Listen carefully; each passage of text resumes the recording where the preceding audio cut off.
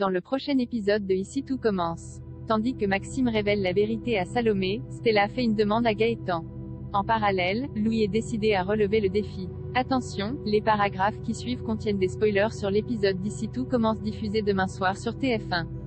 Si vous ne voulez rien savoir, ne lisez pas ce qui suit. Jeudi 30 septembre dans Ici tout commence. Maxime révèle la vérité à Salomé. Maxime regarde avec attention une photo de classe et pose son regard sur une adolescente qu'il compare à une photo d'Ambre. Plus tard, il reçoit la visite de Salomé qui cherche à comprendre ce qu'il se passe avec leurs camarades mais il refuse de parler de tout cela. Comme elle insiste, il lance qu'il ne connaissait pas Ambre avant qu'elle intègre l'institut puis clôt le sujet définitivement. Salomé retrouve ensuite Anaïs et lui montre les messages qui prouvent qu'Ambre a mis en scène son suicide. Sous le choc, elle lui présente immédiatement ses excuses pour ne pas avoir cru Maxime, tandis que Célia se questionne sur ce que le fils d'Elcourt a pu faire pour qu'Ambre fomente une telle vengeance. Salomé répond qu'elle ne le sait pas mais imagine néanmoins que c'est grave. Bien qu'elles aient la preuve formelle de l'innocence de Maxime, Salomé préfère attendre avant d'en parler à la direction tant qu'elle n'aura pas appris ce qu'il cache. Non loin de là, Maxime reçoit un appel de sa mère qui vient prendre de ses nouvelles. Il lui raconte donc que la fille qu'il accuse d'avoir envoyé une photo d'elle nue s'appelle Ambre Martin et qu'il s'interroge sur son possible lien de parenté avec Jade, une jeune femme avec laquelle il était au lycée.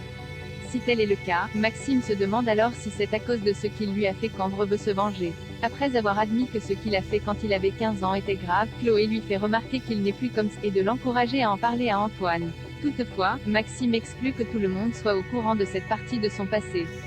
Plus tard, Anaïs rejoint Maxime dans le parc et s'excuse de ne pas l'avoir cru. Elle a beau lui conseiller de se battre pour rétablir la vérité, le jeune homme préfère en rester là et passer à autre chose. Peu après, il retrouve Salomé en cuisine et lui raconte toute la vérité. En classe de seconde, Maxime a fait un pari avec un camarade et le premier d'entre eux qui couchait avec Jade, une adolescente plutôt jolie mais coincée, gagnait. Puisqu'elle l'aimait bien, il a profité de ses sentiments à son égard pour la mettre dans son lit. Pour prouver sa victoire, il a ensuite attendu que Jade soit endormie pour prendre une photo d'elle nue avant de l'envoyer à son ami. Malheureusement, ce dernier s'est empressé de la faire suivre à tout le monde et il n'a pas fallu longtemps pour que le cliché circule dans tout le lycée. Jade a alors subi de nombreuses insultes de la part de ses camarades. Un harcèlement lourd de conséquences puisqu'avec sa famille, ils ont été obligés de s'installer à Paris. Et si cette histoire refait surface aujourd'hui, c'est parce qu'Ambre est la petite sœur de Jade. Si Salomé juge que ce qu'il a fait est impardonnable, elle estime malgré tout qu'Ambre n'a pas à se venger de la sorte. Pour ne pas rester les bras croisés, elle l'incite à confronter la jeune femme.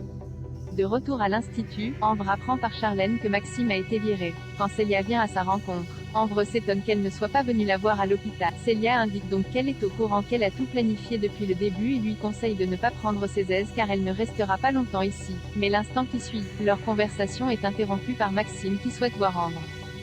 Celle-ci lui confirme alors qu'elle est la petite sœur de Jade. Il tente bien de lui faire part de ses sincères regrets mais Ambre ne veut rien entendre. En colère, elle balance qu'après leur départ de Sète, Jade s'est suicidée puis ajoute qu'elle est morte par sa faute. Stella fait une demande à Gaëtan. Stella et Gaëtan avaient prévu de tourner une vidéo de fitness ensemble. Même s'il essaie de se défiler, Stella réussit à le convaincre de tenir ses engagements. Au cours de l'enregistrement, Gaëtan a beaucoup de mal à se concentrer et finit par lui avouer qu'il est au courant pour ses photos de charme. Mal à l'aise, Stella confie avoir fait cela pour gagner de l'argent car les loyers à Los Angeles étaient élevés et que le fitness ne rapporte pas encore assez d'argent. Dans la mesure où Noémie n'est pas au courant, elle lui fait promettre de garder le secret. Bien qu'il accepte, Gaëtan lui fait comprendre qu'elle risque de le savoir rapidement car ce genre d'informations circule vite à l'institut. Pour éviter cela, Stella décide donc de fermer son compte le temps que cela se tasse. Par la suite, Greg et Lionel viennent déjeuner à la table des Rivières. Sous le charme de Stella, Lionel s'empresse de montrer ses photos de charme à son ami. Louis est décidé à relever le défi de Tessier à l'institut. Tessier sollicite l'aide de Rose pour organiser un grand événement autour du plat que Louis doit revisiter pour la carte du double A. Selon elle, cela va être un peu compliqué de parvenir à réunir des grands noms de la gastronomie en aussi peu de temps mais Emmanuel ne lui laisse pas le choix. Pendant ce temps, Louis et Charlène s'entraînent sur la recette d'Auguste lorsqu'Emmanuel débarque pour leur parler de l'événement en précisant qu'il n'aura pas le droit à l'erreur. Plus tard, Louis informe sa mère de la bonne nouvelle mais Claire pense qu'il est impossible pour lui de proposer un plat abouti en une semaine.